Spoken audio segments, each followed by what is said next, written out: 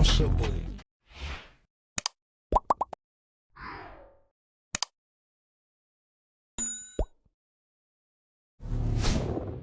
Mencoba untuk memahami perbedaan atau keragaman dari para pembelajar yang ada di ruang kita maupun yang ada di ruang perusahaan ketika itu dilakukan on the job training.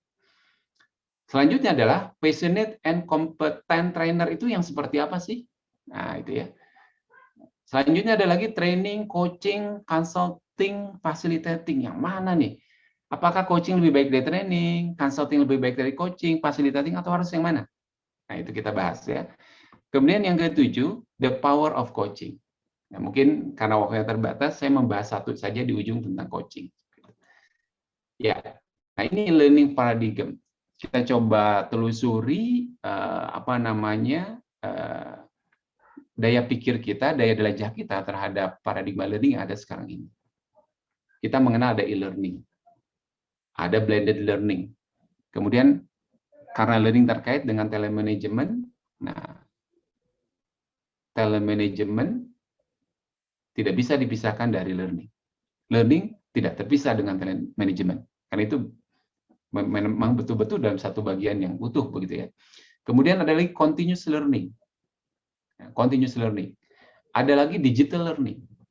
Ini menarik. Nah, yang akan saya garis bawahi salah satunya adalah continuous learning. Continuous learning itu bisa kita lakukan dengan berbagai cara. Ya, Bapak Ibu semua ya. Nah, bagaimana kita bisa melakukan learning itu tadi embedded learning, ya, learning on demand, embedded learning. Ya. Jadi tidak selalu learning itu harus selalu dikirim ke pelatihan. Tidak selalu orang itu ketika pelatihan stop dikatakan bahwa belajar itu selesai karena dia udah dilatih, karena dia udah certified misalkan. Dia sudah menjadi certified financial planner, maka stoplah, dia tidak akan dilatih lagi, tidak. Terus saja.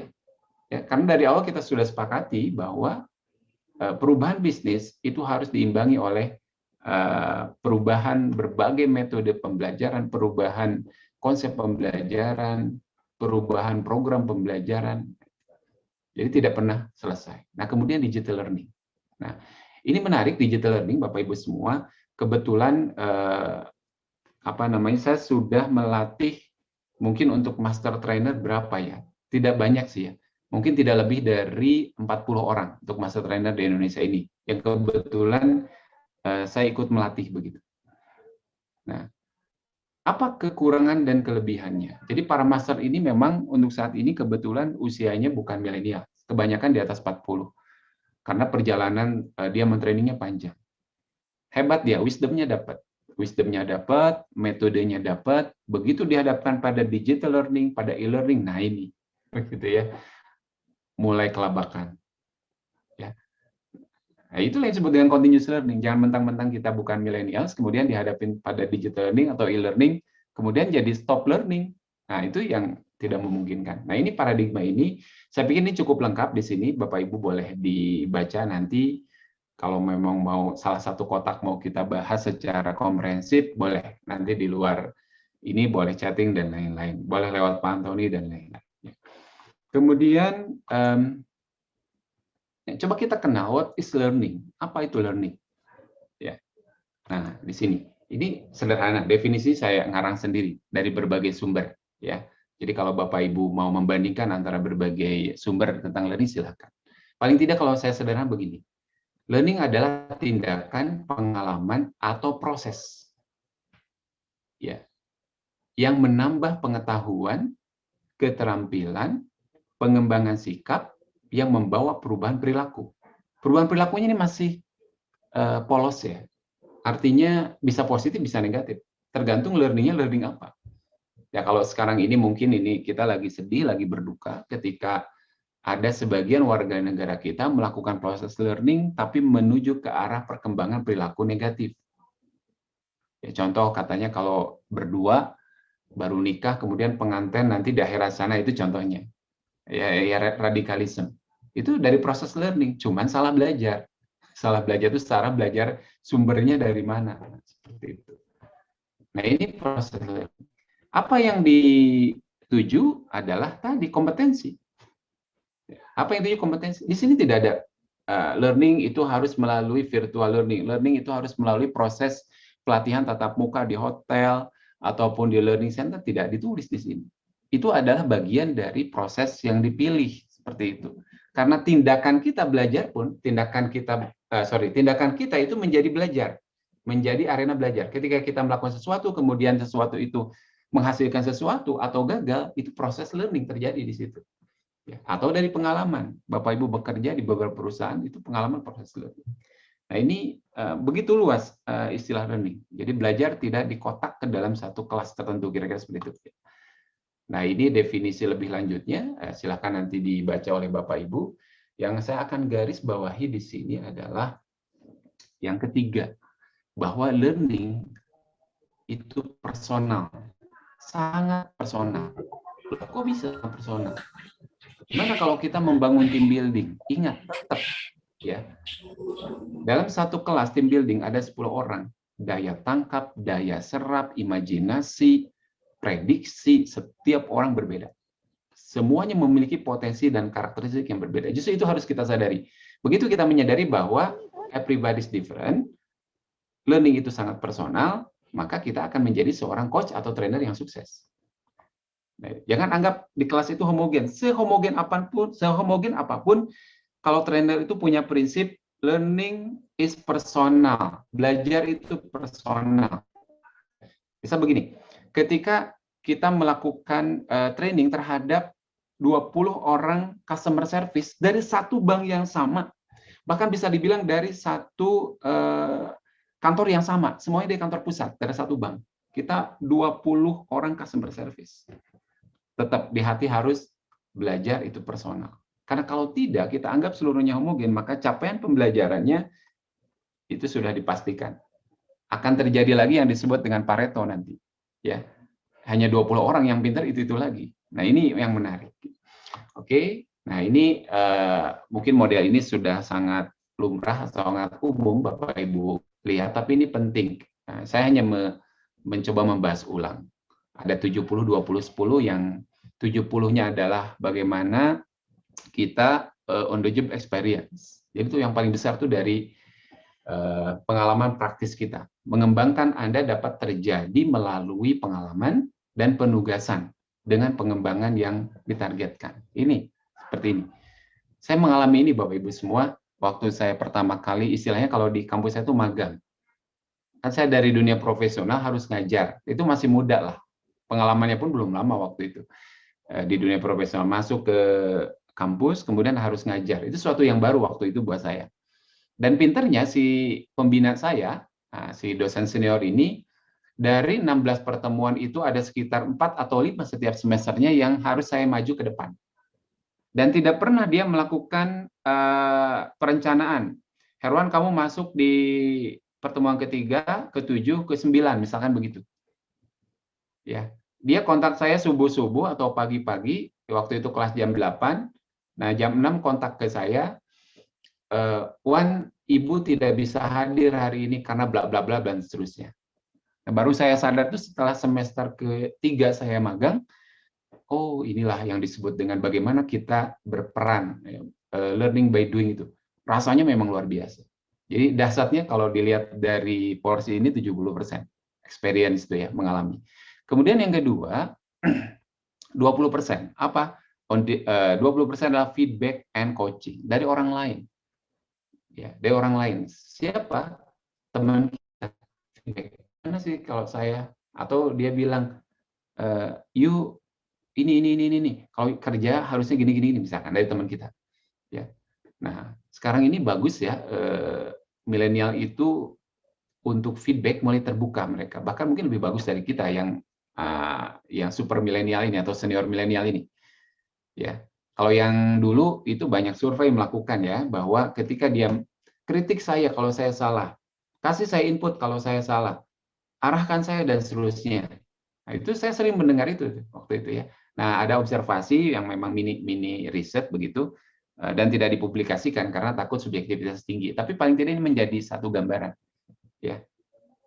banyak orang-orang yang dulu ya, zaman-zamannya baby boomer ataupun senior-senior milenial ini, ketika dia ngomong gitu, itu baru setengah hati terbuka. Dia baru setengah hati terbuka. Boleh dia menerima, tapi begitu yang ngomongnya caranya kurang enak, dia langsung defend lagi, tutup lagi, gitu ya. Nah, itu terjadi karena dari perilakunya akhirnya nggak mencerminkan bahwa dia orang yang egaliter dan terbuka, kan begitu. Ya. Nah, millennials itu saya perhatikan, ya, termasuk kami juga para pelatih ada di perusahaan kami yang milenial begitu, itu minta feedback itu berulang-ulang. Kan kami tuh ketika habis pelatihan kan bikin feedback ya Bapak Ibu semua. Kalau yang lain-lain ya biarin aja, mau ada feedback mau. Kalau dia tuh kalau sudah 3 kali dia nge-WA ke kami feedback yang hasil dia menjadi coach atau trainernya tidak dikasih, dia ngontak begitu. Sangat butuh berarti kalau begitu. Ya, bukan dihindari, malah dia cari feedback itu. Nah, 20% porsinya. Yang ketiga, 10% adalah pengembangan yang terjadi melalui ini, formal learning. Nah, mungkin pelatihan-pelatihan yang direncanakan secara terprogram, Bapak Ibu di learning center dan lain itu yang disebut dengan formal learning. 10%. Penting juga. Ya, penting juga. Nah, saya dengan para trainer ya yang sama-sama di BNSP, saya bilang begini, ini 10% ini berarti kalau dalam penelitian bahkan bisa diabaikan nih kalau datanya terbatas, saya bilang begitu ya. Nah, gitu, itu memicu diskusi waktu itu. Wah tidak, katanya. Kenapa tidak? Kan 10%, 90% kan sudah bisa dibilang excellent. Tidak begitu, bukan begitu. Semuanya penting. Porsinya yang berbeda, jadi tidak boleh hilang. Kenapa? Karena seringkali pengetahuan timbul dari 10% formal learning. Ide timbul dari 10% formal learning. Mengapa? Karena orang lain di formal learning, orang lain itu coach, trainer, ya, mendesain secara khusus begitu untuk proses pembelajaran yang lebih siap.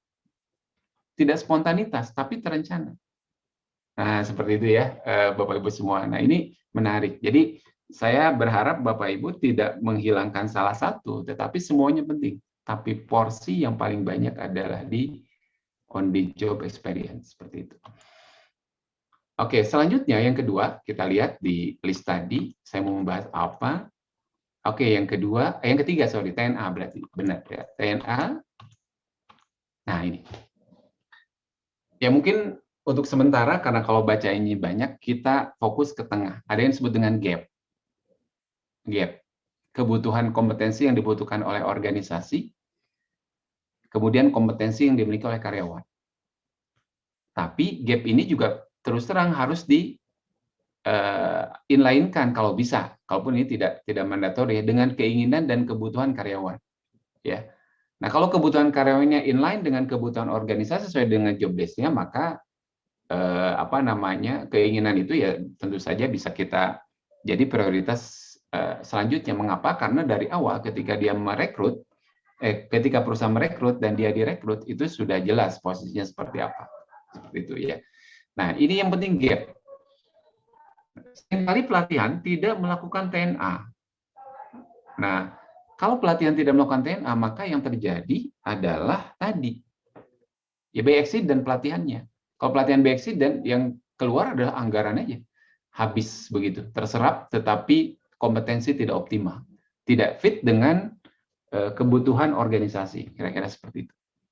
Nah, TNA ini rame ya, kalau kita bicara TNA, Pak Antoni bisa 3 hari nih pelatihan ya. Nah, mungkin nanti kalau mau khusus bahas TNA di webinar free boleh Pak. Jadi TNA itu ada 2 Bapak Ibu, ada TNA makro dan TNA mikro.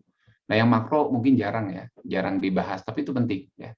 Nah ada TNA mikro, nah yang mikro ini yang seringkali dilakukan oleh Learning and Development Center. Nah hanya saja ketika melakukan analisis gap-nya kadang-kadang cuma list permasalahan, kemudian list kebutuhan. Tapi mending dibandingkan cuma list kebutuhan, nggak ada list permasalahan.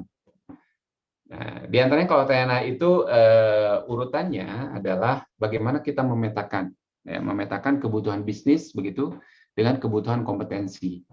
Kemudian apa permasalahan spesifiknya?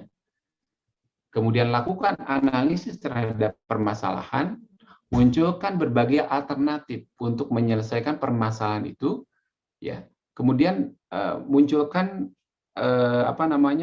usulan alternatif terbaik untuk menyelesaikan masalah tersebut. Muncullah baru program pelatihan.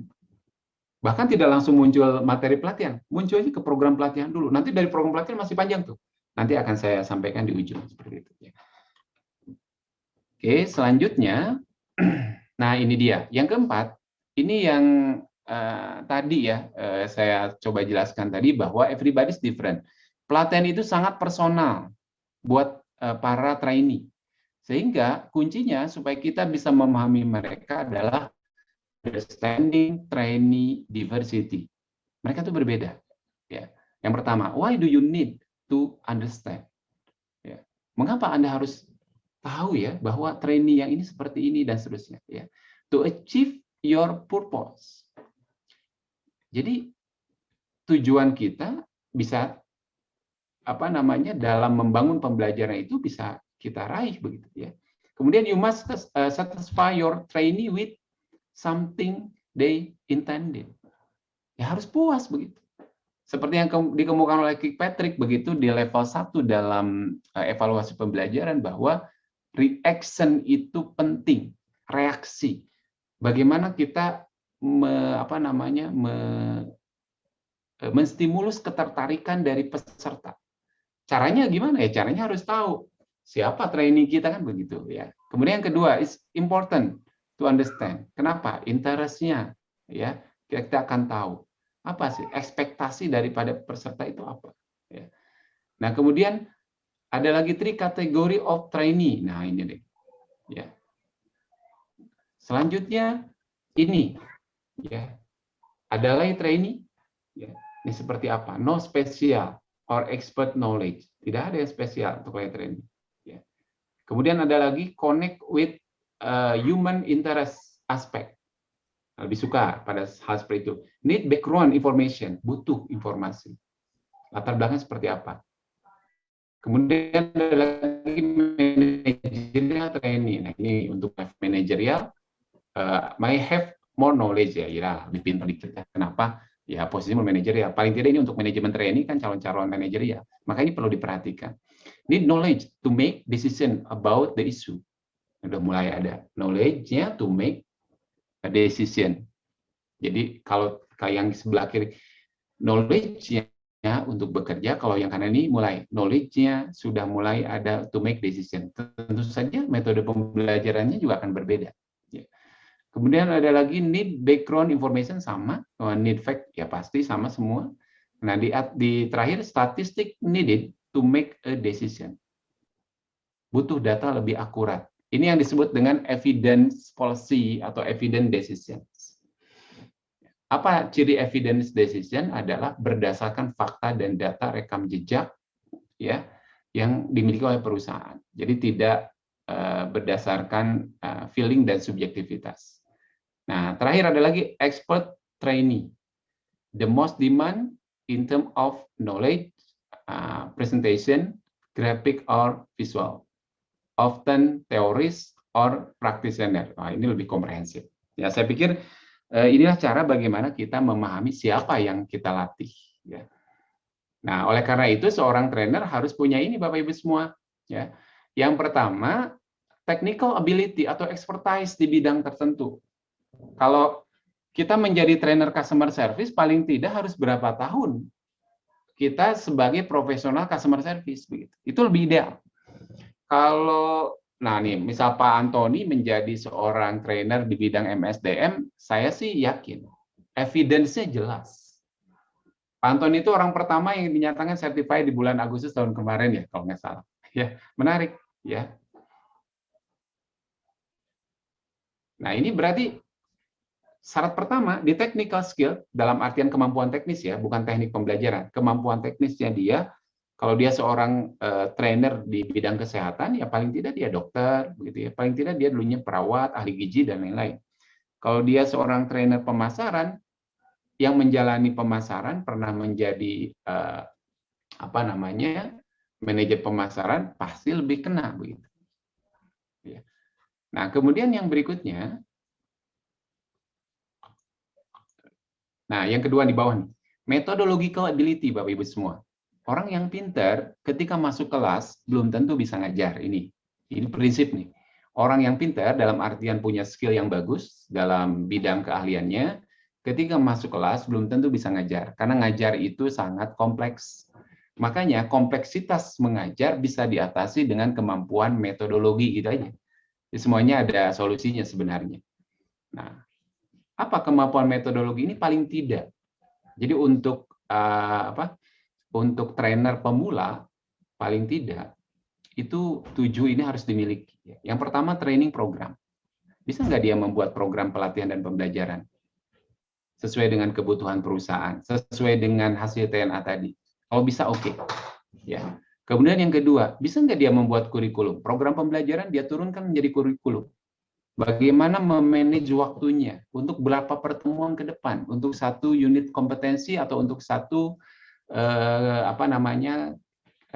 keahlian tertentu yang ingin dicapai dan learning outcome-nya, seperti itu.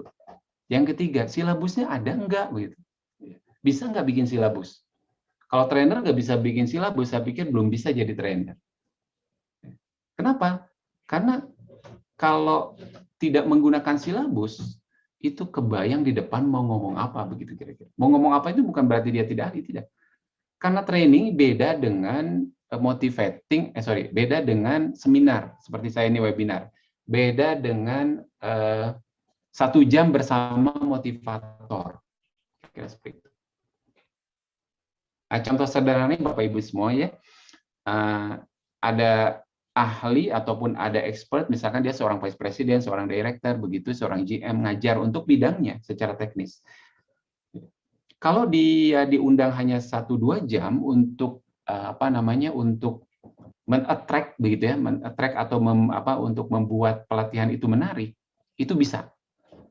Cukup dia bawa CV, kemudian dia bawa materi dan bawa dirinya, kira-kira seperti itu. Ngomong 1-2 jam di kelas memukau, semua orang memperhatikan. Kenapa? Karena yang dikeluarkan adalah storytelling. Storytelling untuk pertemuan pertama sangat menarik buat para peserta. Kenapa? Kalaupun mereka semua peserta adalah para praktisi, tetapi yang diomongkan oleh yang di depan itu adalah pengalaman lain di perusahaan lain.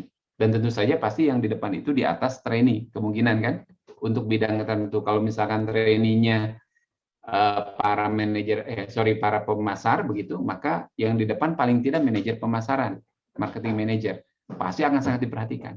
Tapi coba kasih dia 6 pertemuan saja dalam 1 minggu tiap hari berturut-turut. Apa mau cerita yang sama di hari pertama, hari kedua, ketiga, dan seterusnya. Itulah yang pentingnya metodologi. Ya. Jadi, kalaupun dia skillful di bidangnya, tanpa metodologi itu berat. Nah, kemudian yang keempat, lesson session plan. Nah, ketika kita ditugaskan 6 kali masuk ke dalam satu kelas, maka session plan-nya minimal ada 6. Tertuliskan, mau di dalam kertas, mau dalam laptop, silahkan. Tapi itu tertulis hitam di atas putih. Gitu. Ya. Karena akan terencana, 2 jam itu mau ngapain aja. Gitu. Jangan jadi common sense, akhirnya ngebahas kemana-mana. Curhat hari pertama ramai Bapak Ibu, tapi curhat 6 pertemuan, selain learning outcome-nya tidak akan tercapai, anak-anak didik kita juga, ya si para trainee juga akan, aduh ini, akhirnya jadi ngobrol. Ya. Nah, selanjutnya adalah yang kelima, learning medianya mau yang mana? Yang tepat dong, yang pas begitu. Tergantung dari sasarannya, siapa trainingnya. Kemudian ada lagi implementation-nya nanti seperti apa. Nah, implementation patokannya di lesson plan atau session plan Bapak Ibu. Jadi lesson plan itu rencana sesi itu gitu. Ya kalau saya sama Pak Antoni mau ngajar misalkan dijadwalkan hari Senin jam 9 sampai jam 12 lah. Itu berarti 4 jam pelajaran karena kita kenal untuk dunia training itu 45 menit per jam pelatihannya. Ya. Nah, saya sama Pak Antoni 2 JP. Saya 2 JP dulu, Pak Antoni 2 JP. Ya. Nah, berarti saya mengimplementasikan apa yang sudah saya rencanakan dalam session plan. Pak Antoni juga punya. Kan enak tuh. Apa kelebihannya ketika Pak Antoni dan saya tidak bisa masuk karena misal dipanggil direktur dan lain-lain, siapapun yang masuk tidak akan jauh beda, cuman beda gaya-gaya saja. Kan gitu ya. Nah, ini menarik. Jadi itu sistematik kalau kita memang selalu well plan dalam melakukan pelatihan. Kemudian yang ketujuh, Evaluation level 1 dan 5 ini comprehensive evaluation. Ini penting. Level 1 itu reaksi. Bagaimana pelatihan itu kemudian kita evaluasi, kasih kuesioner ke ke trainee, happy enggak? Happy itu tertarik enggak? Kalau happy tertarik oke, level 1 oke, dapat. Ya. Kemudian level 2 ya, behavior. Nah, ya, learning. Learning effectiveness-nya dapat enggak? Materinya dia serap nggak? Pengetahuan serap nggak? Kasih angket. Yuk, gimana? Tahu nggak nih yang tadi disampaikan? Kemudian harus bagaimana dan lain-lain sesuai dengan yang disampaikan dalam proses pembelajaran tadi. Oke, dapat 90% misalkan hasil angketnya. Oke lah, dapat. Ya, kalaupun tidak 100% no problem. Yang penting mendekati apa yang diharapkan. Yang ketiga, L3 ya, level 3. Level 3 itu behavior. Nah, ini mulai behavior. Tadi kembali lagi ya, kalau tadi saya cerita tentang L&D atau Learning Center sama Pusdiklat atau Corporate University, cerita tentang skill yang 5 tadi, saya amati baru 3 yang sering dijalankan, yang 2 sering luput. Termasuk ini Bapak Ibu semua. Learning, evaluation, level 1 sampai 5. Seringkali di level 1, mungkin kedua. L3 mulai luput. L4 apalagi, L5 hilang. Seperti itu ya. Oke, saya coba sedikit jelaskan di evaluasi ini. L2, oke, tadi ya, bagaimana efektivitas pembelajaran. Kita dapat feedback dari trainee. L3, nah, L3 itu behavior. Bagaimana behavior dia setelah pelatihan atau pembelajaran, seperti tadi di konsep pembelajaran, adalah menuju ke perubahan perilaku. Apakah perilaku kerjanya menjadi produktif atau masih sama seperti yang sebelum pelatihan? Itu dibandingkan. Itulah evaluasi level 3. Jadi jangan sampai dikirim lama di pelatihan yang terprogram 1 bulan, ketika pulang kembali lagi ya. Nah, ada lagi L4. L4 sudah kepada capaian. Bukan hanya capaian pembelajaran tapi capaian performance. Hasil, resultnya. Dia makin pintar nggak kerjanya, makin skillful tidak. Nah itu. Nah ini jarang dilakukan. Harusnya kan dilakukan. Ya. Nah kemudian yang kelima yang paling jarang dilakukan, berbagai survei mengatakan, ada yang bilang bahwa L5 dilakukan 10%, ada juga yang bilang 15% itu terbukti. Ya, selama saya melakukan pelatihan tentang evaluasi, betul hanya 10-20% yang pernah melakukan evaluasi biaya pelatihan. Nah, ini menarik. Yang nomor 7 ini, saya pikir Pak Antoni, kita nanti bikin satu program mungkin untuk evaluasi level 7. Mengapa? Karena jarang dilakukan oleh perusahaan. Survei mengatakan demikian, hanya 10-15%. Di SKI saja, mungkin 20% itu paling banyak. Kalau peserta itu ada 10 orang, 2 orang pernah melakukan evaluasi biaya, 8 tidak pernah. Nah itu terjadi. Ya, karena memang butuh waktu panjang, butuh perhitungan kuantitatif, metode kuantitatif tertentu, teknik tertentu. Ya. Nah, pernah begini Bapak Ibu semua, curhat-curhat ya teman-teman di L&D ini. Mengapa ya? Saya tuh kalau ngajuin proposal, ada misalkan 20 item pelatihan untuk tahun ini, lengkap dengan anggarannya. Kok banyak yang dicoretnya ketimbang yang di ACC-nya? Nah loh, begitu. Ya mungkin Bapak bikin bikin proposalnya kayaknya belum lengkap mungkin. Gitu. Lengkap kok, saya lengkap, kata dia. 20 proposal itu lengkap untuk 20 pelatihan plus anggarannya. Gitu. Oh gitu ya, saya bilang. Terus gimana? Ada nggak forum learning and development dengan yang lain? Ada, sama juga begitu. Ternyata di perusahaan lain juga sama. Saya bilang, ya kalau sama berarti ada teman, jangan terlalu khawatir. Nah, terus saya coba cek di 20 proposal itu ada nggak evaluasi biaya pelatihan? Nggak ada satupun. Iya. Oke, saya pikir itulah krusial penyebabnya. BOD mencoret-coret karena learning center dianggap sebagai cost center. Mungkin itu perlu perlu digali lagi nih kreativitas dan inovasi kita. Jangan sama kerja kayak tahun kemarin. Itu rubah yuk gitu. Yeah. Nah, kadang-kadang kan learning and development spesialis tuh atau nama learning and development profesional tuh mereka gini bilangnya, ini si BOD-nya nggak ngerti nih gitu. Nggak ngerti gimana? Ya nggak ngerti bahwa belajar itu investasi jangka panjang. Nah itu salahnya. Banyak teman-teman kita di learning and development di mengatakan bahwa kami banyak dicoret oleh pimpinan proposal kami untuk program pelatihan dari tahun ke tahun. Begitu. Ya. Ya mungkin pimpinan kita nggak ngerti bahwa learning ataupun training itu investasi jangka panjang, itu jawaban dari tahun 60 kali ya. Semua orang kan begitu jawabannya, defend itu. Coba dong bikin, jawabannya jangan seperti itu. Ya. Nah, bagaimana kita bisa menyeimbangkan begitu, menyeimbangkan reasoning begitu. Reasoning secara kemampuan anggaran perusahaan untuk menjalankan fungsi-fungsi bisnisnya, bahwa yang namanya training center bukan cost center. Bilang aja kompetensi center atau ability center. Pokoknya mah center untuk melahirkan talent-talent terbaik gitu kira-kira. Ya. Gimana caranya? Dan itu berkontribusi secara anggaran, secara benefit terhadap perusahaan. Kalau gini, saya contohkan sederhana ya, contoh gini. Satu dealer mobil punya marketing 5 orang begitu. Dealer mobil punya marketing 5 orang. Nah, yang 5 orang ini setiap bulannya itu rata-rata bisa menjual 5 unit mobil setiap bulannya. Kemudian kita lakukan pelatihan, negotiation skill, ya, kemudian sales technical begitu, technical skill dalam salesnya. Bagaimana dia mempelajari psikologi pelanggan, ya, customer behavior, coba itu dilatih. Oke, dilatih 5 orang. Berapa per orang yang kita kirim ataupun kita in-house training? 5 orang taruhlah kali 5 juta. Berarti kita membutuhkan 25 juta rupiah untuk pelatihan 5 orang itu. Nah, setelah pelatihan L1, L2, L3, L4 lakukan, L5 jangan lupa.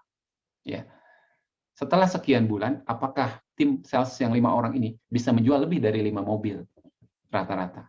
Taruhlah misalkan, bisa, ternyata jadi 8 mobil rata-rata. Berarti kan ada 3 ya, gap positifnya nih, ada 3. 3, kalau satu mobil, dealer itu keuntungannya taruhlah 5 juta rupiah. Berarti 3 kali 15 juta rupiah. Ya, 15 juta rupiah untuk satu orang sales, kali 5. Berarti udah 75 juta rupiah per bulan. Itu dicapai kapan? Setelah 1 tahun pelatihan tadi, atau 3 bulan, atau 6 bulan, nah itu dihitung. Nah, saya pikir kalau pelatihan itu selalu dihitung secara kuantitatif, atau L5 dilakukan, maka BOD akan berpikir asik, happy. Kalaupun baru prediksi. Untuk awal, evaluasi L5 untuk awal itu kabar baik untuk BOD, kalaupun baru prediksi. Tetapi jika itu dilakukan setiap tahunnya, maka itu bukan hanya prediksi, kita punya tren ke belakang, punya data. Setelah 5 tahun melakukan itu, dari tahun ke tahun ternyata training ini selalu menghasilkan selisih atau margin lebih begitu. Menghasilkan tingkat volume penjualan tertentu yang diharapkan. Udah, itu pasti selalu di-ACC. Kan gitu ya caranya. Jadi tidak lagi menyalahkan BOD bahwa BOD dianggap konservatif seperti itu. Oke, Bapak Ibu semua, ini sebenarnya cukup dua. Namun ada penekanan, ya, penekanan. Yang kanan itu sebetulnya ini semua, yang kanan ini adalah masuk ke metodologi secara utuh begitu.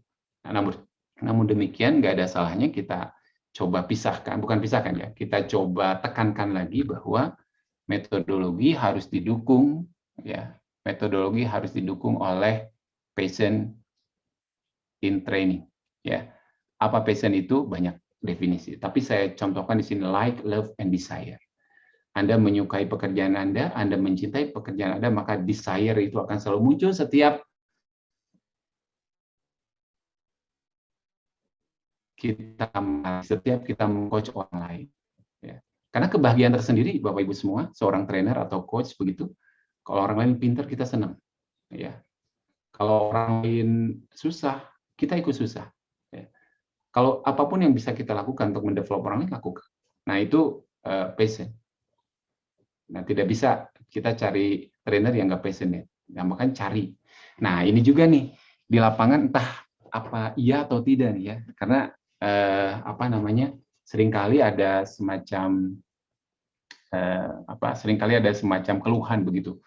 Kadang-kadang pusdiklat atau korpu itu kadang-kadang diisi sama para profesional yang katanya dalam tanda petik, nah ini mungkin kasus saja ya, hanya mudah-mudahan cuma di 1-2 perusahaan, dilempar ke learning center begitu, karena nggak sanggup, misalkan di lapangan, ya nggak sanggup di yang sifatnya kompetensi teknis yang core bisnisnya begitu.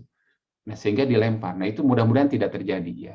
Nah, makanya supaya tidak terjadi, maka si para trainernya harus technical ability-nya kuat, metodologinya kuat, evaluasinya harus sampai L5. Jadi learning center itu betul-betul center of excellence buat learning lah kira-kira seperti itu. Bukan cost center dan bukan pembuangan dalam tanda petik ya, seperti itu. Nah, kemudian yang terakhir adalah effective communication skills. Nah, ini menarik ya. Ada 5, Bapak Ibu semua, yang saya sampaikan di sini. Yang pertama, ketika melakukan pembelajaran, itu mau jadi coach, mau jadi facilitator, trainer, sama ini. Be descriptive. Jadilah orang yang membuat apa yang disebut dengan mulut orang itu ternganga. Gitu. Oh, sampai misalkan saya dan Pak Antoni, misalkan ketika mengikuti satu pelatihan atau seminar, ini yang saya cari selama ini. Nah, berarti Anda deskriptif. Kita sebagai trainer betul-betul deskriptif. Bisa menggambarkan sesuatu sehingga membuat orang lain itu, yes, begitu. Aku dapat di sini. Nah, itu gimana caranya? Ya, tentu saja butuh pelatihan, butuh dilatih berulang-ulang, continuous improvement, dan pengalaman tentunya. Kemudian yang kedua, make sure the message across. Pastikan pesan kita itu nyampe ke sana. Nah, ini yang suka dilupakan. Kita ngomong aja begitu ya. Nah, nyampe enggak? Nah, makanya Pak Antoni buka sesi diskusi nanti ya. Nah, kemudian yang ketiga, repeat. Diulang. Karena tadi, everybody's different, belajar itu personal. 10-10-nya sama customer service, bahkan semuanya sama-sama lulusan SBM ITB misalkan, gitu ya. Tapi beda. Jadi jangan terlalu pede bahwa semua orang akan menangkap apa yang kita sampaikan sama semua. Makanya jika perlu diulang-ulang, gitu ya. Yang keempat, empati. Nah, empati ya tentu saja bagaimana kita memahami para trainee. Caranya empati tadi ya, understand the trainees diversity. Kemudian yang kelima, active listening. Nah, ini yang sering kali dilupakan oleh para coach dan trainer. Terlalu banyak ngomong ketika coaching itu salah, ya. Termasuk ketika training, kita dengarkan apa pendapat dari peserta, apa pendapat dari para trainee. Harus selalu ada ruang waktu begitu untuk kita mendengar. Yang kedua, mendengar aktif itu adalah bagaimana kita postpone evaluation. Ketika kita mendengar orang lain berargumentasi, mengemukakan pendapat supaya dia gairah dan semangat, maka evaluasi kita postpone. Delay dulu atau tahan dulu, jangan dulu. Jadi baru ngomong beberapa kalimat, kemudian kita langsung melakukan evaluasi. Nah, itu biasanya membuat ciut trainee kita. Ya. Nah, ini berbagai cara untuk melakukan development, bisa coaching, bisa facilitating, bisa training, bisa consulting, ya, sesuai dengan konteksnya.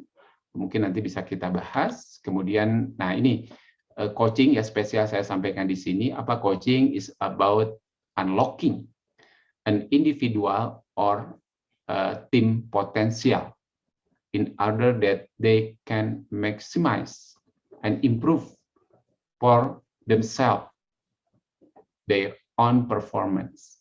Kata kunci unlocking, ya, unlocking. Jadi seorang coach itu gampang. Kerjanya cuma bawa kunci aja. Ketemu siapa bawa kunci, buka gitu. Ya. Nah, kalau mereka ingin terbuka, maka kunci itu jangan terlalu kita pegang. Kalau sudah dibuka, udah biar mereka masuk begitu. Jangan ditahan setengah-setengah begitu. Dengarkan. Makanya active listening penting dalam coaching. Ya. Untuk apa? Supaya potensinya yang selama ini terkunci unlock gitu.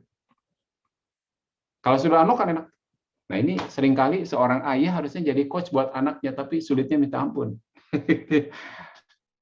ayah untuk anaknya itu harusnya yang paling efektif melakukan coaching karena dia tahu dari awal sampai akhir ya, ayah atau ibunya maksudnya. Tapi ya begitulah mungkin karena kesibukan kita, karena coaching itu memang tidak bisa kita misalkan sebulan sekali ngelihat anak bagaimana perkembangannya. Harus continue, daily kalau bisa. Ya, kalau bisa daily. Nah, sehingga perkembangannya tahu, mengunlock-nya, titik-titik untuk dibukanya kita akan sangat paham. Nah, ini apa namanya coaching ke anak menjadi tantangan tersendiri. Kalau dalam psikologi pendidikan anak mungkin akan dibahas banyak. Bagaimana kita mengunlock potensi anak dari bayi sampai dengan balita, kemudian sampai dengan usia sekolah dan seterusnya. Seperti itu. Ya. Oke, nah ini karakteristik coaching tadi positif ya. Positif itu kita tidak ke belakang Bapak Ibu semua.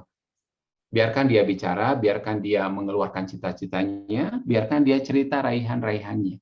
Tidak usah terlalu banyak mengevaluasi kegagalan-kegagalan dia sebelumnya, begitu ya. Kemudian supportive, sifatnya kita mendukung.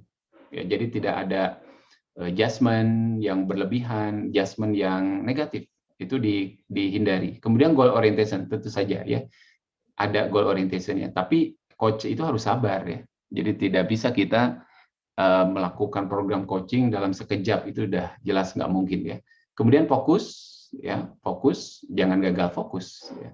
Fokus coaching ke coach kita, ke coach kita. Kemudian empati, menyelami apa yang dia rasakan, kemudian kita kalaupun harus mengomentari, komentar kita akan sesuai dengan dakdikduknya jiwa dia begitu ya. Jadi coach ini beda banget deh sama sama instruktur lah kira-kira seperti itu. Nah ini untuk technical coaching macam-macam bisa bisa mengintegrasikan semuanya, listening, kemudian asking open and question, kemudian ada collaboration, making goals, making good use of time, ya, establishing teams, kemudian ada communication, tadi saya sudah sampaikan komunikasi yang efektif, emotional intelligence tentu saja, ya karena ini tidak hanya terkait dengan intelektual, kemudian ada setting smart goals dan good judgment, ya. Kemudian ada follow through, ya. Jadi coaching itu memang lebih ngalir ya ketimbang instruksi ataupun kalau instruktur namanya juga instruktur ya, beda. Instruktur suatu yang klasik tidak juga. Untuk hal tertentu metode instruktur itu cukup efektif. Tergantung apa capaian pembelajarannya dan apa materi serta karakteristik dari para trainingnya. Mungkin itu Bapak Ibu semua. Mohon maaf agak panjang karena kenapa ya? Karena saya ingin menyampaikannya di sini. Terima kasih Pak Antoni membuat saya semangat untuk menyampaikan agak sedikit banyak. Tapi mohon maaf waktu jadi agak tersita. Saya kembalikan ke Pak Antoni. Baik. Terima kasih, kita berikan upload secara virtual buat Pak Dr. Herwan atas paparan yang sudah diberikan. Ya, baik. Luar biasa sekali Pak Dokter, ini sudah ada beberapa pertanyaan di kolom chat, saya harus bacakan. Nanti jika Bapak-bapak dan Ibu-ibu sekalian ingin bertanya langsung, silahkan klik reaction raise hand ya, nanti kita akan berikan kesempatan untuk bertanya langsung. Walaupun secara personal ada beberapa penanya ini yang sudah memberikan pertanyaan di kolom chat yang sangat panjang sekali nih. Seharusnya kita berikan kesempatan saja secara langsung ya. Karena pertanyaannya satu orang cukup banyak, ini ada 3 pertanyaan. Saya persilakan kepada Pak Abdullah SPI MSI, jika masih ingin bertanya secara langsung, saya persilakan Pak Abdullah.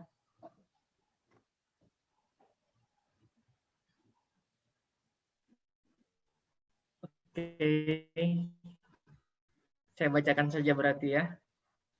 Pertanyaannya ada 3 Pak Dokter. Pertama, sebagai HR yang lumayan hektik mengelola dan mengembangkan SDM, apakah saat ini pelaksanaan KPI masih relevan ketika diterapkan dalam kondisi VUCA? Mengingat saya agak kesulitan untuk mengontrol performa SDM dalam kondisi saat ini ya.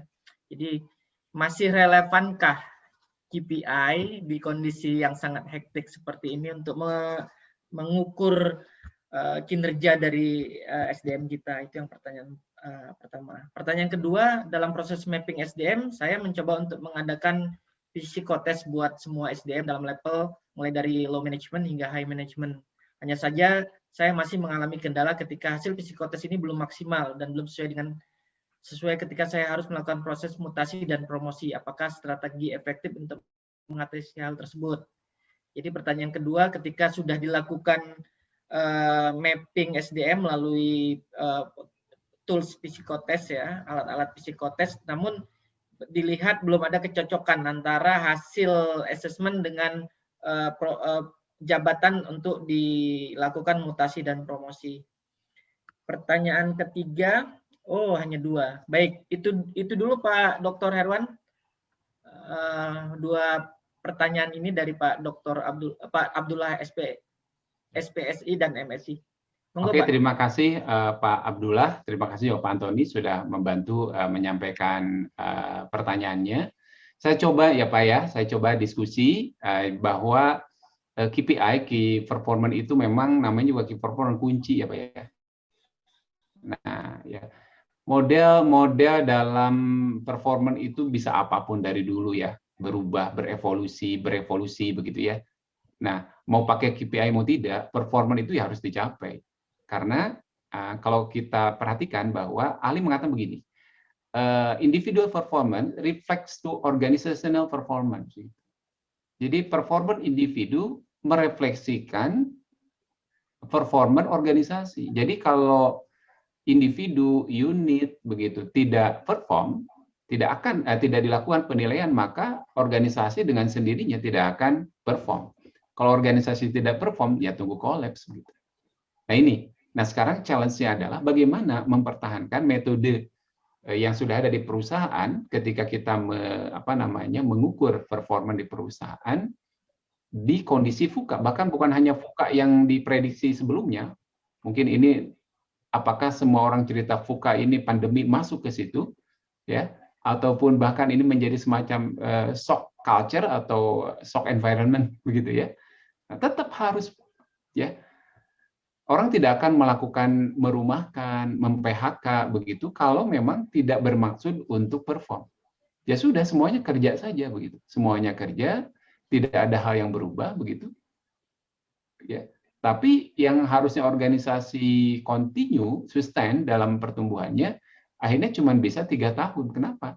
Karena suasana pandemi yang memang salah satu bagian dari VUCA ini gitu ya, yang irregular ini dianggap sama saja. Masa pandemi kasihan karyawan kalau sebagian dirumahkan begitu. Bukan berarti saya membolehkan merumahkan, bukan itu. Ya, tapi kita harus menghitung berapa orang yang harus diselamatkan, 1.000 orang atau 100 orang di perusahaan, kan itu ada perhitungannya. Ya. Kalau kita mempertahankan 100, maka yang 1.000 juga jadi lepas, akhirnya jadi 1.000 orang yang akhirnya dirumahkan. Nah, itu perlu pemikiran yang strategik ya, yang fleksibel terhadap perubahan lingkungan. Jadi SWOT analisis bisa dipakai atau ditinjau ulang yang dulu pernah dipakai untuk VUCA secara umum. Kita SWOT analisis untuk pandemi, gimana caranya biar perusahaan bertahan. Nah, seperti itu. Jadi KPI itu penting. Termasuk kami di lembaga pembelajaran ya, Pak Antoni. Mungkin Pak Antoni juga sama begitu.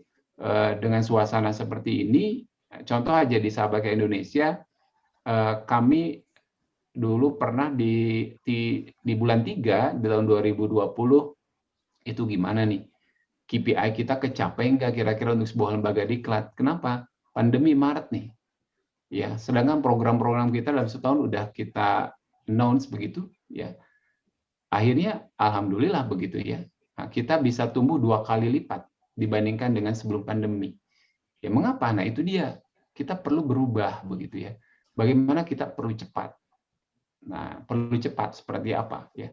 Jadi cepat tanggap itu dan fleksibilitas itu penting. Itu kan prinsip dalam organisasi. Jadi mungkin semua yang pernah belajar pengantar manajemen, kita pernah belajar asas fleksibilitas ya dalam organisasi. Bagaimana menghadapi perubahan. Saya pikir secara prinsip itu ya Pak Abdullah. Kemudian yang kedua tentang bagaimana pemetaan melalui psikotes ya.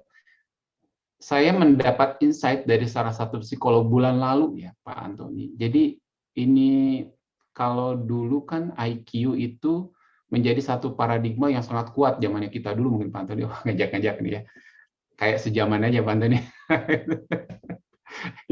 Nah, zaman dulu begitu, IQ sangat kuat. Kemudian bergeser ke arah apa? Ke arah EQ. Wah, ya emosional ya.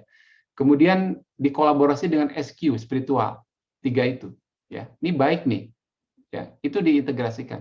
Nah, ada satu hal yang menarik, psikologi itu bilang bahwa sehebat apapun potensi kita, baik di emosional maupun di intelektual, tetapi kalau tidak tertempa, terasah, maka itu hanya potensi. Makanya tadi saya di awal mengatakan, apa artinya potensi? Kalau itu tidak diasah dan tidak tidak dimunculkan dalam bentuk perilaku dan performance gitu. Oleh karena itu, makanya psikotes itu hanya salah satu instrumen. Kalau tidak di-cover dengan wawancara, kurang bagus. Bahkan kalau bisa wawancaranya itu dalam bentuk assessment. Oleh karena itu, assessment center perannya menjadi sangat penting. Begitu. Ya. Sebenarnya kalau bisa makan gini ya, kalau bisa nih ya, kalau kita ngerekrut setelah psikotes, wawancara gitu ya, dan tes-tes lainnya, kemudian kita coba dulu deh 1 tahun, kan nggak bisa begitu. Ya paling melalui mekanisme kontrak. Tapi kan jadi sulit. Selama setahun itu kan kita mengeluarkan uang dan lain-lain. Jadi pendekatan ini, psikotes dan assessment center itu pendekatan. Tidak 100% oke sebenarnya. Tapi paling tidak meminimalisir. Kalaupun salah dari 100 yang kita rekrut, ya cukup 1-2%. Jangan sampai sebagian besarnya kita salah merekrut. Karena tadi salah merekrut itu fatal. Akan sulit. Kita akan menjadi lembaga pelatihan. Padahal perusahaan kok jadi lembaga pelatihan atau jadi sekolahan. Kemudian juga kita akan menjadi nanti tempat kayak konsultan pemutusan hubungan kerja ya, begitu ya. Terus aja didatangi oleh calon pegawai yang akan kita PHK kan gitu jadinya. Jadi sibuk itu nanti perusahaan. Itu ya. Jadi pemetaan itu penting begitu. Metodenya bukan hanya psikotes, wawancara, tapi asesmen itu sangat penting ya. Begitu mungkin Pak Antoni untuk sementara. Terima kasih Pak Abdullah atas pertanyaannya. Baik, ada satu lagi tadi pertanyaan dari Pak Abdullah. Oh iya, mohon maaf. Terlewat lompat karena ditimpa penanya berikutnya. Jadi ada 3 pertanyaan. Oh, ada lagi. Okay. Pertanyaan yang ketiga ini begini, ini Pak Dokter. Tadi pengembangan SDM sudah dipaparkan oleh Pak Dokter, kan ada dengan metode coaching, mentoring, training. Lalu Pak Abdullah menanyakan, mungkin nggak ada model pengembangan SDM dengan pendekatan entertainment gitu? Selama ini kan kita kombinasi nih antara training dan entertaining. Kemudian mentoring ya ada unsur bagaimana supaya nggak boring dengan pendekatan entertainer. Ini bagus sekali idenya, Pak Antoni, Pak Abdullah ini. Ada lagi atau baru itu saja? Halo? Pertanyaan itu saja, Pak. Oh, itu saya. Oke, saya coba ya, saya coba. Oke. Ya. Jadi begini, Pak. Tadi evaluasi untuk pelatihan itu L1, level 1 adalah reaction. Bagaimana si peserta happy? Karena kalau peserta sudah happy atau interesting, tertarik, maka L2 materi pembelajaran itu baik dari aspek pengetahuan keterampilan akan juga terserap dengan mudah. Nah, itu. Jadi si Patrick begitu ya. Di situ tidak menulis entertainment. Yang jelas adalah bahwa ketika peserta itu reaksinya bagus, interest begitu, happy, maka L2 akan mudah tercapai. Caranya gimana? Yaitu entertainment bisa Pak dimasukkan. Sebenarnya games-games di kelas itu salah satu contoh entertainment. Bahkan video-video musik dulu, live music kadang-kadang diselingi itu juga sama. Ya. Nah, jadi untuk entertainment itu sangat mungkin dimasukkan. Cuman tidak dimasukkan salah satu karena kan untuk mengentertain orang itu dengan berbagai cara, mau musik, mau games begitu ya. Bahkan MC-nya artis bisa jadi seperti itu. Ya. Nah, itu Pak Antoni, jadi sangat memungkinkan dengan entertainment untuk memperkuat reaksi dari peserta supaya lebih mudah menyerap pembelajaran. Terima kasih Pak Antoni, Pak Abdullah. Baik, terima kasih Pak Dr. Herwan atas jawabannya. Mudah-mudahan tercover ya. Cukup jelas sekali tadi jawaban dari Pak Dr. Herwan. Saya lanjut ke penanya berikutnya dari Savana Putri. Selamat pagi Pak Herwan. Pagi. biasanya sih dalam riset ini katanya, pengembangan SDM itu berpengaruh positif terhadap produktivitas dan kinerja karyawan. Nah, namun bagaimana nih kalau kita menemukan sebaliknya, dengan pengembangan SDM ternyata produktivitas menurun gitu. Ada solusi lain nggak kira-kira Pak Dokter terhadap kejadian ini?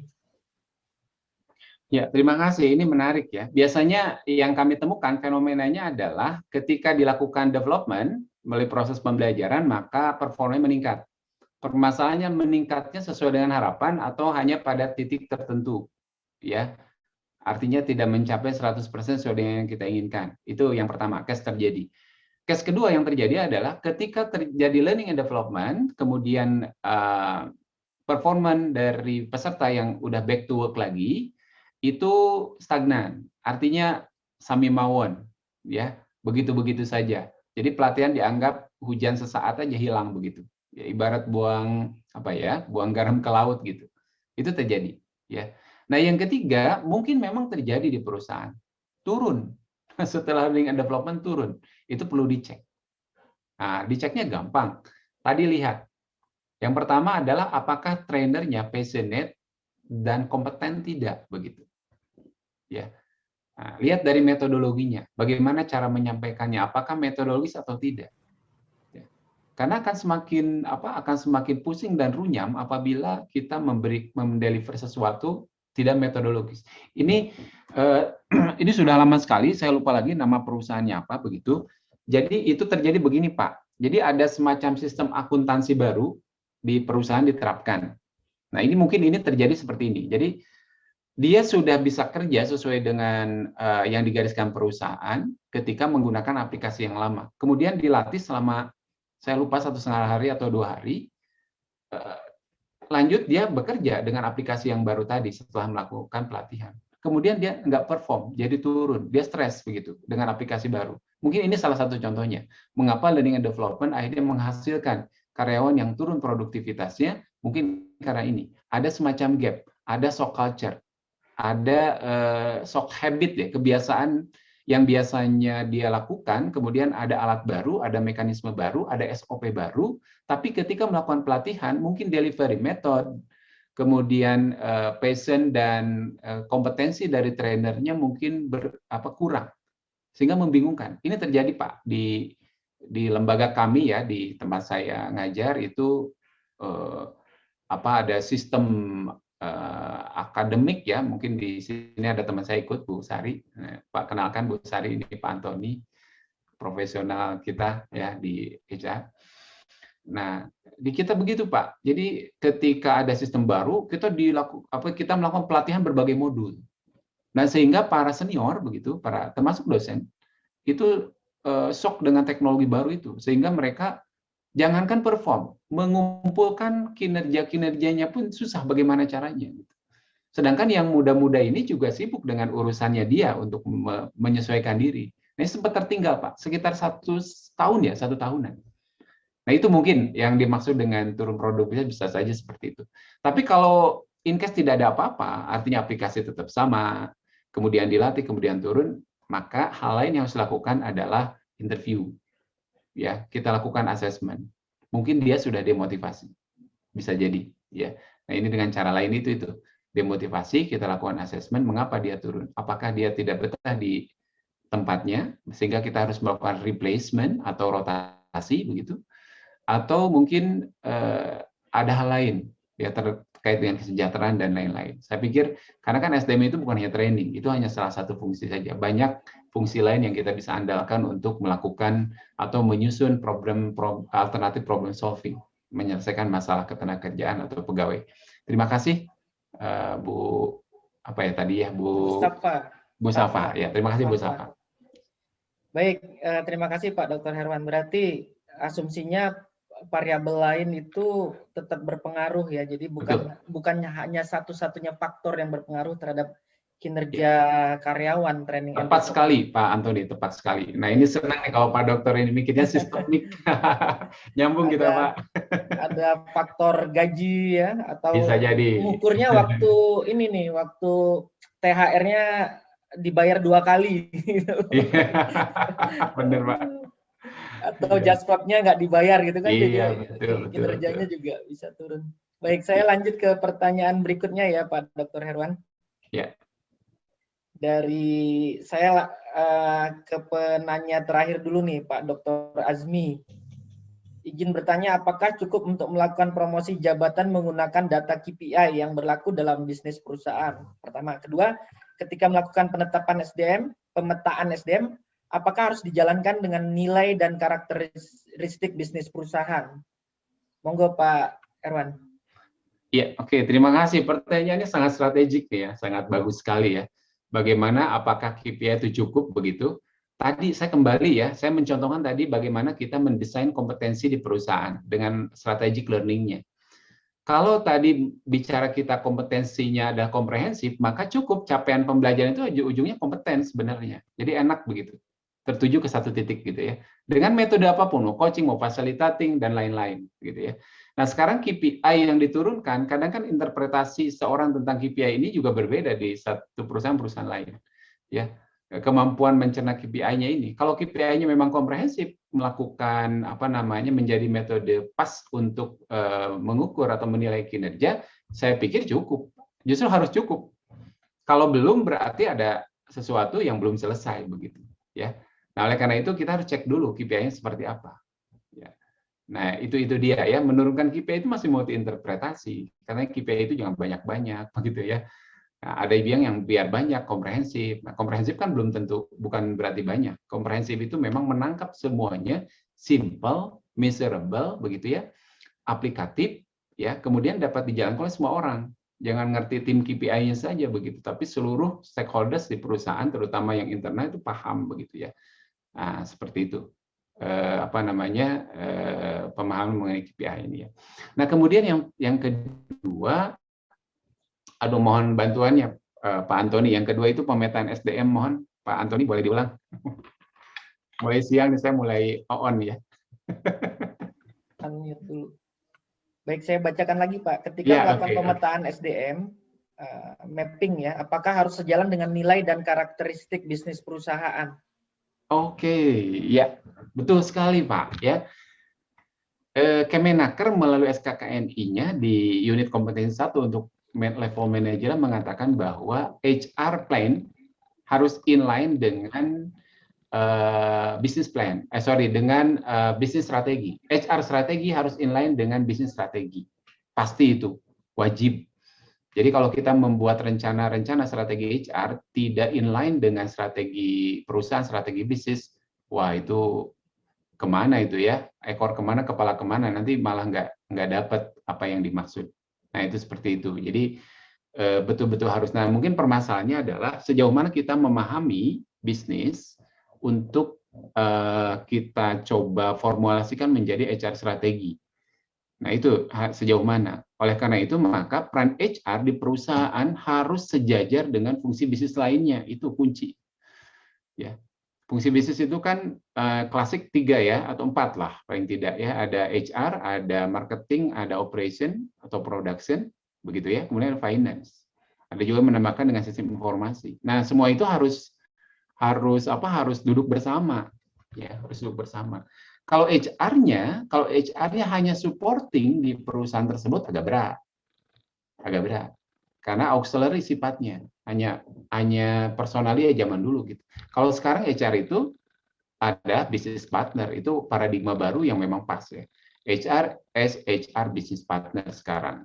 Nah, tidak lagi kita berbicara mengenai lembaga kita atau divisi kita sendiri HR. HR as HR business partner. HR bukan pelengkap di perusahaan. Begitu Pak Antoni. Saya kembalikan. Terima kasih. Baik, terima kasih Pak Dr. Herwan. Ini kita sudah ajan Juhur ya. Saya lanjut ke 2 penanya berikutnya ya Pak Herwan. Silakan Pak, silakan. Izin masih ajan Juhur di tempat saya.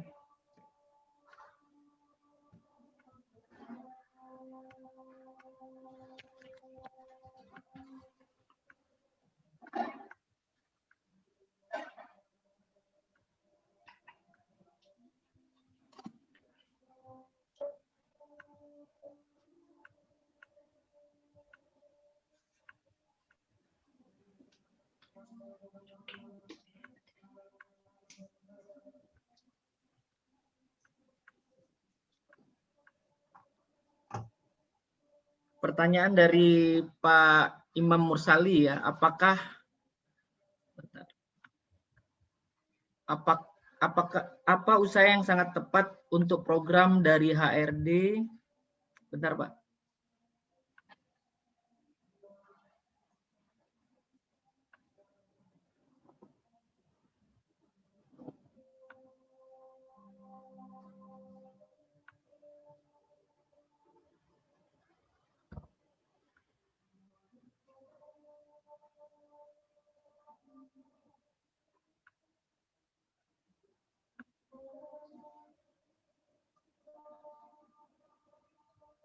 Izin bentar ya Pak, lagi ajan zuhur di tempat saya.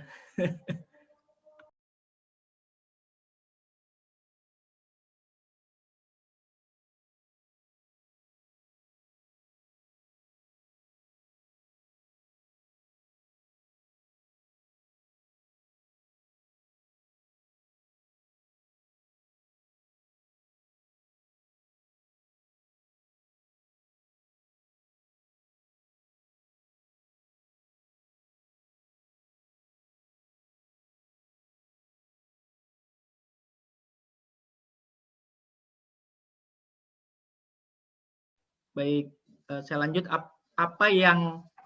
Apa usaha yang sangat tepat untuk program dari HRD ataupun seorang leader dari sebuah organisasi perusahaan dalam menumbuhkan rasa loyalitas karyawan terhadap perusahaan tempat mereka bekerja? Pertanyaan pertama. Pertanyaan berikutnya, bagaimana cara sebuah perusahaan memproteksi aset perusahaan seperti karyawan yang sudah sangat jelas dibutuhkan, berpotensi, dan cocok cara kerjanya dengan visi misi perusahaan? Mohon pemaparan dari Pak Dr. Hermawan Abdul Muhi. Pak Herwan Abdul Muhi. Monggo Pak. Oke, ya. Terima kasih Pak. Saya yang malah jadi ingat yang kedua nih Pak. Jadi yang apa namanya yang kedua ya. Ini sebutnya dengan employee. Saya kedua dulu izin ya. Employee retention. Jadi bagaimana kita membangun program retensi supaya karyawan kita, apalagi yang sudah kita latih itu tidak hilang begitu saja begitu ya. Tadi Pak Antoni sudah bilang bahwa ada faktor lain di SDM itu. Coba cek-recek fungsinya. Jadi kalau kami biasanya mengecek ada penyakit di perusahaan itu, analogikan aja Bapak Ibu sebagai dokter gitu. Dokter. Ya sebagai dokter. Kalau kita sebagai dokter, pasti kita cek-recek, observasi begitu. Apa yang terjadi, apa permasalahannya. Ya. Nah, jadi apa namanya sehingga karyawan itu tidak hilang, tidak pergi. Coba cek pertama di rekrutmen. Ketika kita melakukan rekrutmen, termasuk alat tesnya, alat wawancara dan lain-lain. Nah, apakah kita sudah melihat bahwa karakteristik individu fit dengan karakteristik organisasi? Itu Pak Miftah Toha tuh, pakarnya perilaku organisasi Pak dari Gajah Mada. Atau Stephen Robin. Nah, itu ada tuh. Ketika kita melakukan rekrutmen, karyawan mau masuk, maka coba padu-padankan. Ini karakteristik organisasi kita dengan culture dan value seperti ini. Mau merekrut orang seperti apa? Screening awal sudah dapat kita dari rekrutmen dan selection. Ya. Yang kedua, placement. Ketika placement, karakteristik orang itu yang paling cocok dengan pekerjaannya, pekerjaan yang cocok dengan karakteristik orang itu kita kawinkan. Ya. Langkah pertama, kita menjalankan fungsi HR saja sudah jelaskan. Jadi kaki kita itu melangkah sebagai HR manager, mau diapakan nih HR ini kan udah jelas. Ya. Bahwa ketika rekrutmen, lihat, bukankah semua ahli dan survei ataupun riset mengatakan demikian. Nah makanya, kalau kita sebagai seorang HR manager atau recruitment supervisor misalkan, harus banyak baca jurnal Pak, Bu ya. Karena jurnal itu intisari dari riset. Nah, intisari dari riset itu update begitu. Kalau buku memang bisa aja lama ya. Jurnal yang 3 tahun terakhir misalkan. Dan mereka itu melakukan riset di berbagai perusahaan sehingga keajegannya, reliabilitasnya dan validitasnya tinggi dibandingkan dengan kalau kita istilahnya berkontemplasi atau berpikir sendiri begitu, sehingga subjektivitasnya akan tinggi. Nah, oleh karena itu maka lihat begitu. Lihat di perusahaan lain seperti apa trennya. Nah, kemudian fungsi lain, contoh yang kedua aja. Setelah itu kita lakukan misalkan development. Di talent development-nya seperti apa? Bagaimana career path-nya ada nggak nih di perusahaan? Jangan-jangan career path-nya belum bikin gitu ya. Padahal perusahaan cukup tall ya organisasinya. Kesempatan karyanya banyak, tapi career path-nya nggak ada. Ya.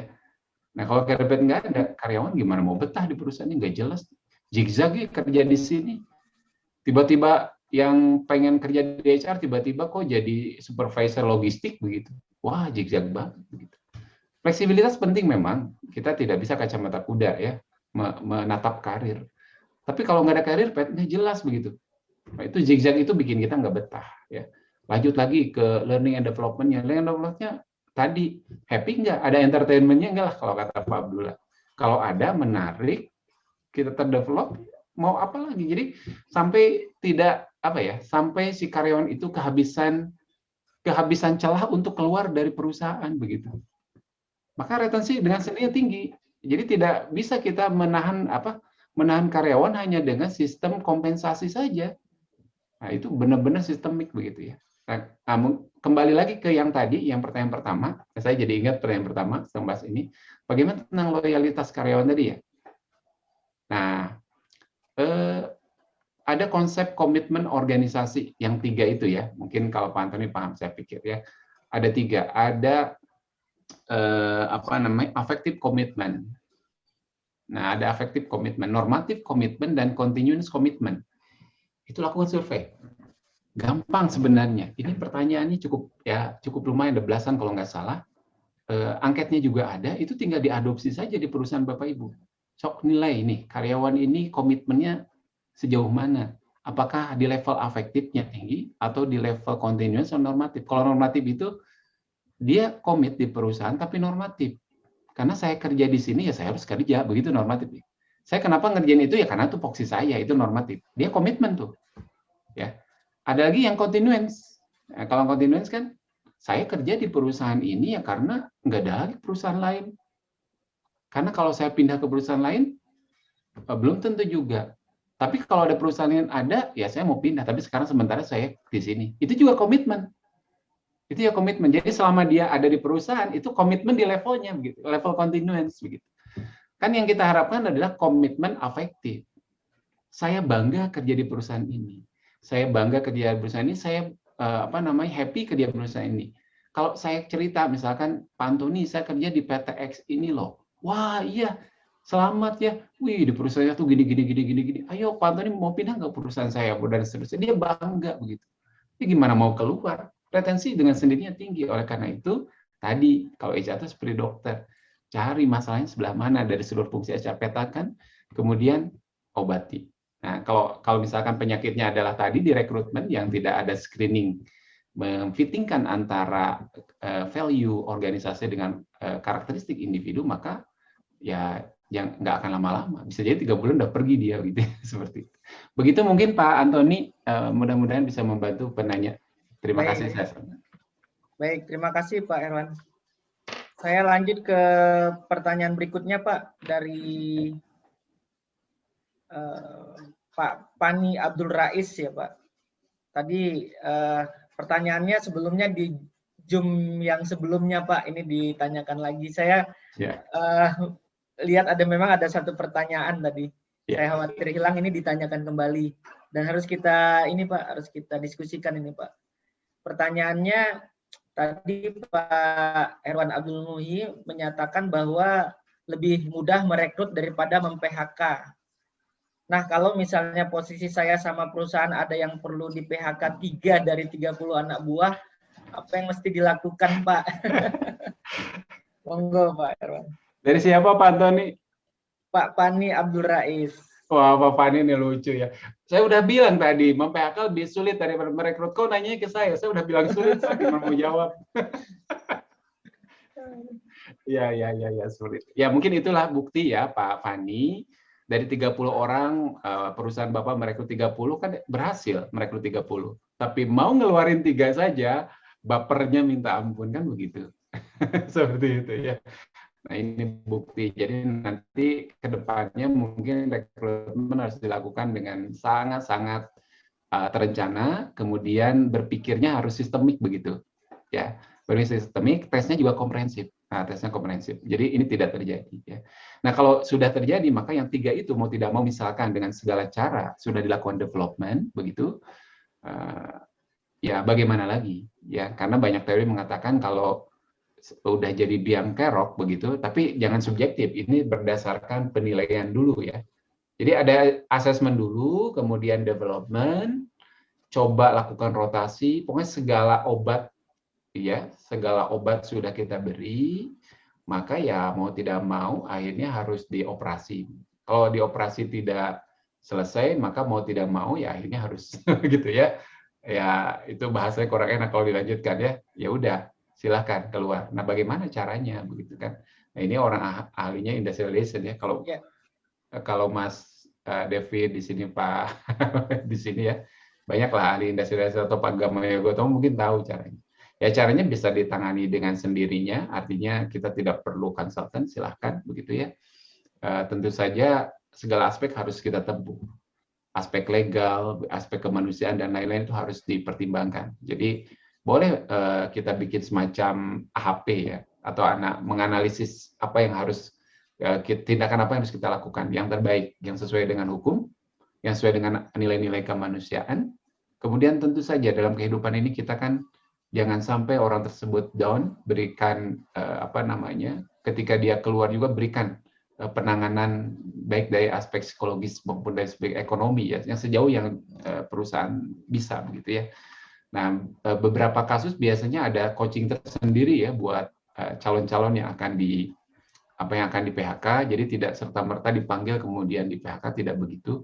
Setelah aspek hukum pun ditemu oleh perusahaan, aspek kemanusiaan, aspek psikologis juga harus dilakukan ya supaya mereka juga happy keluar, ya pasti nggak happy lah, paling tidak melakukan sesuatu yang merugikan perusahaan kita. Mereka juga tidak depresi atas hal tersebut ya. Banyak cara, pendekatannya sangat terintegrasi ya, dari interdisipliner nih ya, hukum dari segi perekonomian dia bagaimana, psikologinya bagaimana, kesehatannya juga perhatikan karena tidak sedikit yang punya penyakit tertentu yang ketika mendapatkan satu kata saja sudah bikin down ya. Banyak itu terjadi ya. Saya suka ngobrol sama para konsultan di industrial relation ya. Saya dulu pernah nih pas ospek ya, waktu tingkat 2, ospek tingkat 1, ini anak gede banget nih, tinggi besar, tingginya 180, gede ganteng gitu ya, gagah gitu ya. Tapi ketika ospek waktu itu ya, orientasi mahasiswa, waduh, kena teriakan sedikit saja dia sudah mau pingsan. Akhirnya masuk ke P3K ya. Jadi banyak aspek yang harus diperhatikan. Mungkin itu sementara karena datanya nggak terlalu detail, jadi saya jawabannya yang sifatnya lebih umum dulu. Silakan Pak Antoni. Baik, makasih Pak Dr. Herwan. Memang PHK ini kan perjanjian kerja berakhir, kemudian mengundurkan diri, dipecat, mungkin yang diberhentikan. Ya maksudnya dipecat mungkin ya. Iya, diberhentikan. Ya betul. Oleh saya pikir itu maksudnya. Saya juga nggak menjelaskan. Mohon Pak Antoni sudah ditambahkan. Diberhentikan perusahaan. Memang benar kata Pak Dr. Herwan tadi, lebih mudah merekrut daripada memecat maksudnya. Memecat. Ya, mem-PHK dengan cara dipecat, betul. Iya, memecat karena apalagi perjanjian kerjanya PKWTT. Waktu tidak tentu atau karyawan tetap, ini prosesnya akan sangat ribet ya Pak ya.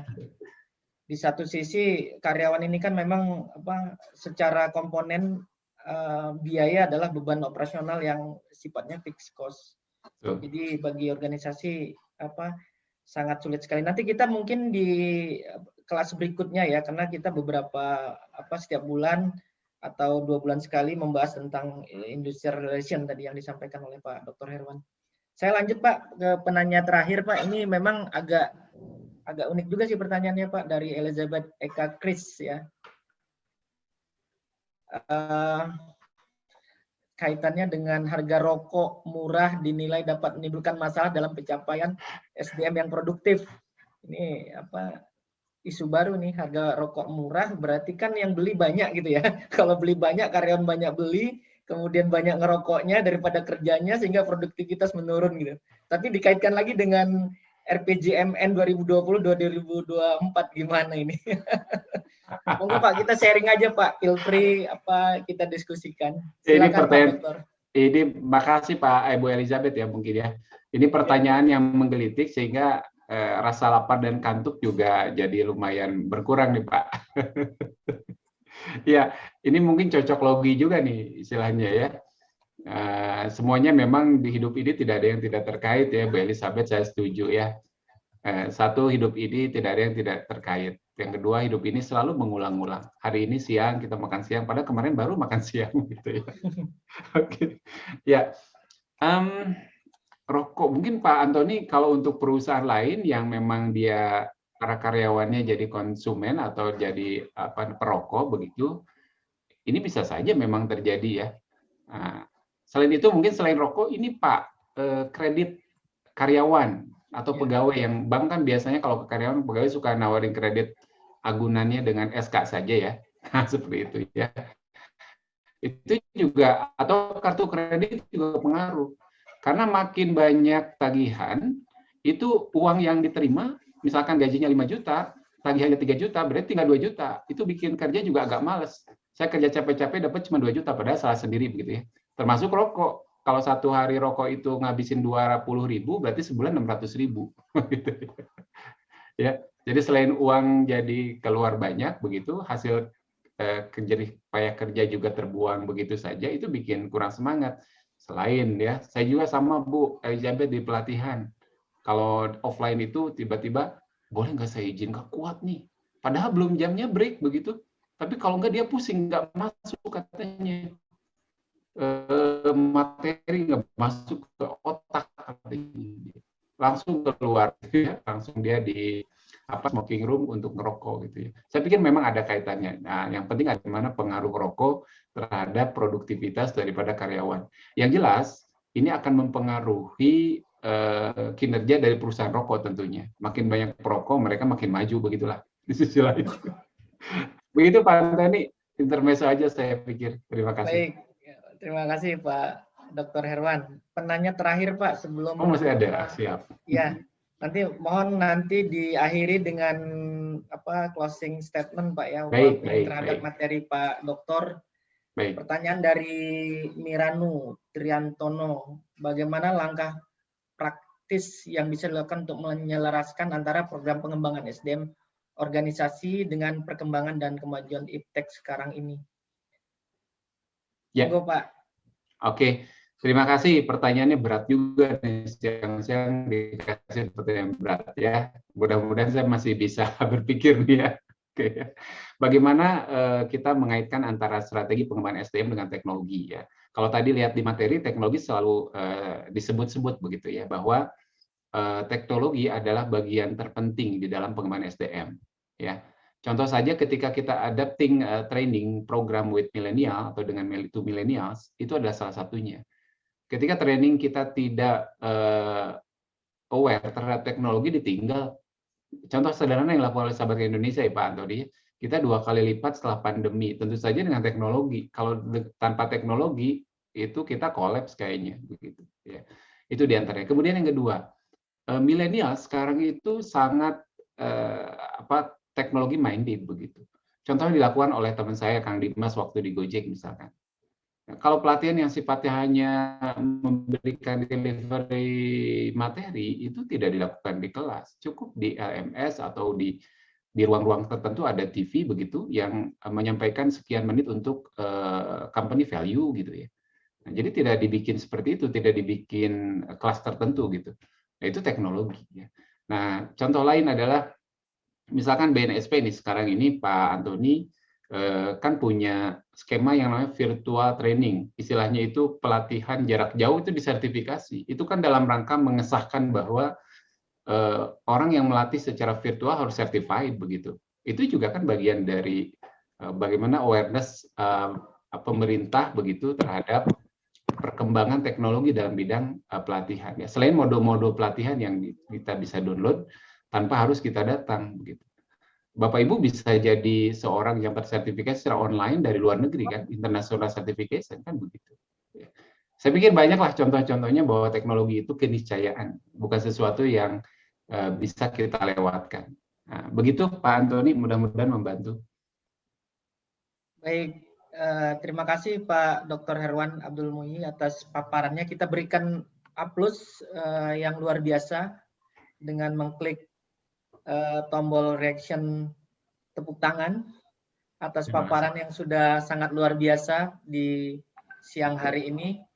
Masih ada beberapa pertanyaan Pak, tapi kita harus closing Pak karena kita harus sholat zuhur dan melakukan aktivitas lainnya. Nanti kita lanjutkan karena Pak Dr. Herwan memberikan kesempatan kepada kita jika ingin nanti dilanjutkan materi TNE Pak ya. Boleh Pak, boleh. Kita akan lanjutkan karena luar biasa sekali ya bagaimana tadi Pak Dr. Herwan menyatakan bahwa ada visi, ada misi korporasi, kemudian ada nilai perusahaan, ada struktur organisasi yang harus diturunkan ke dalam program kerja. Tadi kata Pak Dokter bahwa harus alignment antara visi misi perusahaan dengan strategi yang harus dijalankan oleh Departemen HR. Itu memang harus seperti itu. Kalau nggak lulus sertifikasi manajer SDM kita Pak Herwan. Beda kalau yang udah lulus ngomongnya lain. Iya. Ringan. Kemudian bagaimana menjalankan strategi itu dalam konteks pengembangan SDM. Tadi Pak Herwan juga harus buat materi trainingnya seperti apa. Kemudian silabusnya seperti apa. Itu sebuah PR besar juga yang harus kita diskusikan di kemudian hari. Nah, kita masih ada kesempatan nanti atur waktu untuk webinar seperti ini 2 jam, kemudian kita sharing mengenai training need analysis ya atau hal-hal yang terkait dengan training. Terima kasih banyak Pak Herwan atas paparan siang hari ini. Saya juga mewakili teman-teman di komunitas SDM Cendikia mengucapkan terima kasih kepada Pak Herwan dan juga mohon maaf atas ketidaknyamanan karena pesertanya sudah di atas 100 tapi kita diberikan Zoom yang 100 oleh pihak vendor kita. Jadi banyak yang protes, Pak saya nggak bisa masuk gitu kan. Jadi kita pindah ke kelas yang lain gitu. Kalau di secara konvensional kita biasa ya Pak ya, pindah kelas. Kelas ini terlalu sempit gitu. Kalau di perkuliahan hal yang biasa. Nah ini juga terjadi di ruang virtual. Jadi memang kasus-kasus seperti ini harus kita segera tangani dengan baik. Kami mengucapkan mohon maaf atas ketidaknyamanan. Lalu bagi teman-teman yang sudah mendaftar di ngampus, materi akan diberikan di ngampus berikut dengan e-sertifikat. Namun yang tidak mendaftar di ngampus, tapi mendaftar lewat link WA yang kami berikan kepada Bapak dan Ibu sekalian, Bapak-Bapak bisa japri nomor saya tadi sudah saya share di kolom chat. Nanti kami berikan materi sertifikat e-sertifikatnya. Saya akhiri Pak Herwan Abdul Muhyi. Terima kasih banyak atas pemaparan siang hari ini. Kita akan berlanjut ke materi-materi berikutnya di setiap hari Sabtu. Saya mengucapkan banyak terima kasih. Saya tutup sesi webinar kita siang hari ini. Mudah-mudahan kita sehat semua, tetap menjalankan protokol COVID-19 ya Pak ya, jaga jarak, pakai masker dan tetap mencuci tangan. Saya tutup wabillahi taufiq wal hidayah. Wassalamualaikum warahmatullahi wabarakatuh. Terima kasih. Waalaikumsalam warahmatullahi wabarakatuh. Terima kasih Pak. Terima kasih. Terima kasih. Izin ya Pak. Ya, sama-sama Bu. Sama-sama. Terima kasih Pak. Sama-sama. Terima kasih Pak atas ilmunya. Nomornya belum Pak Antoni. Oh iya, ada di kolom chat. Nomornya Pak.